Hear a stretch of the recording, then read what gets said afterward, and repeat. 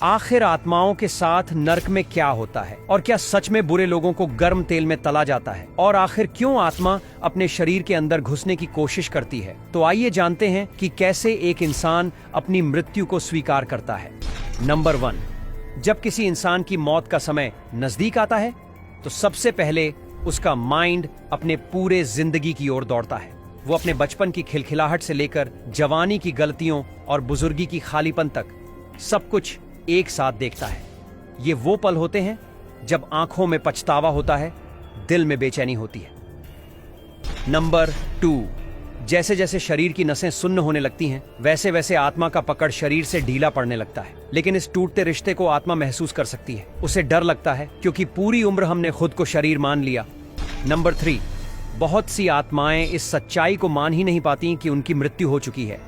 वो बार बार शरीर में वापस लौटने की कोशिश करती हैं, अपने प्रियजनों से बात करने की कोशिश करती हैं, लेकिन कोई उन्हें देख नहीं पाता। यही सबसे दर्दनाक पल होता है जब सब कुछ सामने होता है लेकिन तुम कुछ कर नहीं सकते।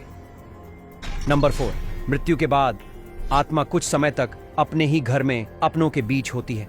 वो देखती है कि कैसे उसका शरीर तैयार किया जा रहा है, कैसे कुछ लोग फूट फूट कर रो रहे हैं और कुछ बस चुपचाप रस्म निभा रहे हैं। आत्मा को तब समझ आता है कि जो कुछ भी उसने पूरी जिंदगी संभाल कर रखा वो अब उसके लिए बेगाना हो गया।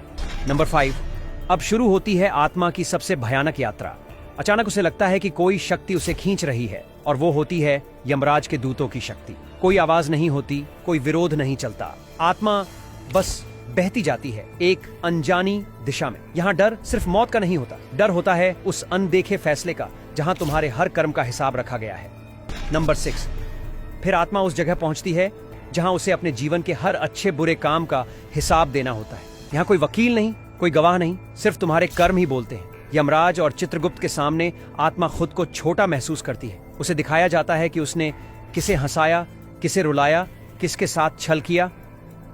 नंबर 7, अगर आत्मा ने जीवन में सच्चे कर्म किए होते हैं, बिना किसी स्वार्थ के, बिना किसी अहंकार के, तो उसकी यात्रा आसान होती है। लेकिन अगर जीवन में उसने पाप, झूठ, अत्याचार या किसी का दिल तोड़ना अपनी आदत बना लिया था, तो उसे भयंकर रास्तों से गुजरना पड़ता है।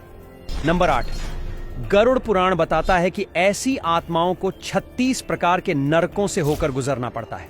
वहां उन्हें तपते हुए अंगारों पर चलना पड़ता है, बिना शरीर के भी दर्द सहना पड़ता है। आत्मा चीखती है लेकिन उसकी आवाज सिर्फ कर्मों तक पहुंचती है। नंबर 9, मृत्यु के बाद आत्मा 13 दिनों तक अपने घर, अपने अपनों के आसपास रहती है। वो देखती है कि कौन कितना याद कर रहा है, किसे फर्क पड़ा और किसे नहीं।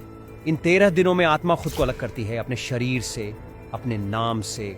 नंबर 10, 13वें दिन आत्मा को उसका अगला स्थान मिलता है। कुछ को मोक्ष, कुछ को पुनर्जन्म और कुछ को कर्मों का दंड। वहां न धर्म पूछे जाते हैं, न जाति।